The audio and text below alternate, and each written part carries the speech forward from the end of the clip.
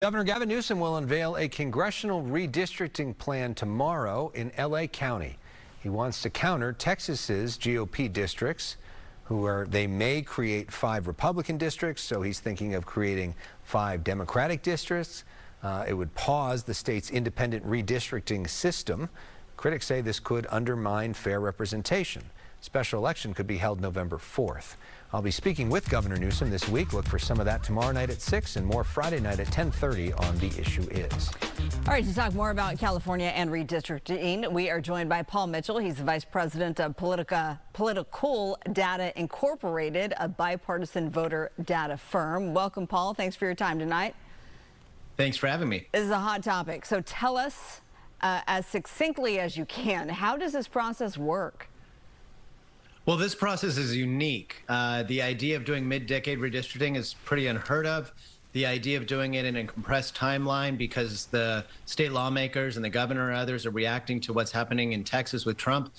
This is an expedited process of creating some draft maps. The legislature is probably going to be considering some things starting on Monday. They might have to get those things passed by the end of next week, by Friday. So it's going to be a compressed timeline. And really what's different about this also is that for the first time, voters are actually going to get to vote on the maps. This is the first time in the country's history that a state has ever done a redistricting plan where they let the voters decide. So basically, the idea is that you get those maps on a ballot for this special election November 4th, and voters can either say yay or nay to it. And it also sort of puts on hold this independent redistricting committee. Talk about how that works and what we're starting to hear from some members of that redistricting committee. Yeah, so first off, I think what I'm hearing is that it's going to express support for national redistricting reform, this ballot measure, and then say, you know, because of what's happening in Texas, we're going to pause the current congressional lines, implement these temporary lines, and go back to the commission in 2031.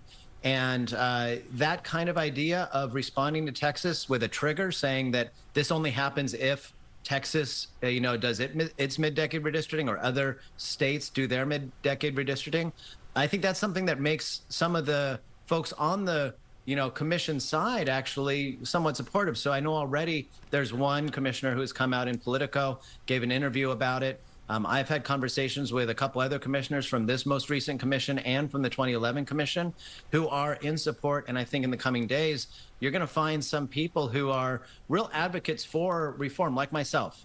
I run a company called Redistricting Partners. We do local redistricting. It's all real above board, good government redistricting. But people like me are saying, well, if it's going to be like this, where we're going to have Texas kind of breaking all the rules, maybe this is a time that for a temporary period, we allow California to, fight back. And just to be clear, the people that are saying this, even the members of the commission, are the Democrats on the commission. We don't have any Republicans on the commission coming out and say this is a good idea, right?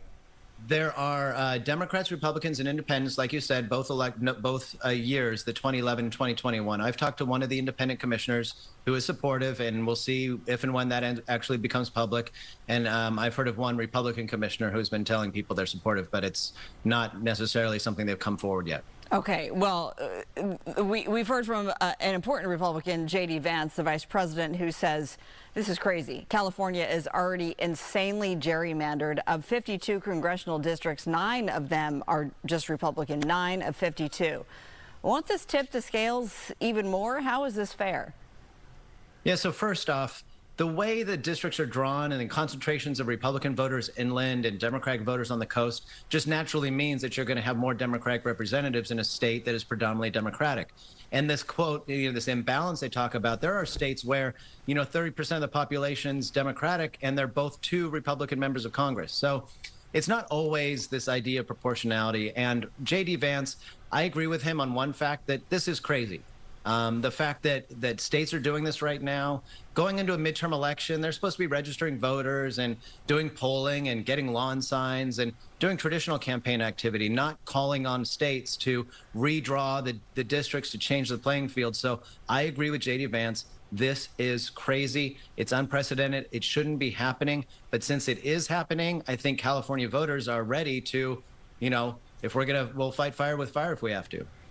And that, I'm sure, is going to be the message from Governor Newsom tomorrow. We're probably going to have a whole lot of people with him for this big launch party. Again, we'll have coverage of that tomorrow night, but good to have the preview tonight with Paul Mitchell, the guy who knows more about this than anybody else in the state. Thanks for joining us. Thank you.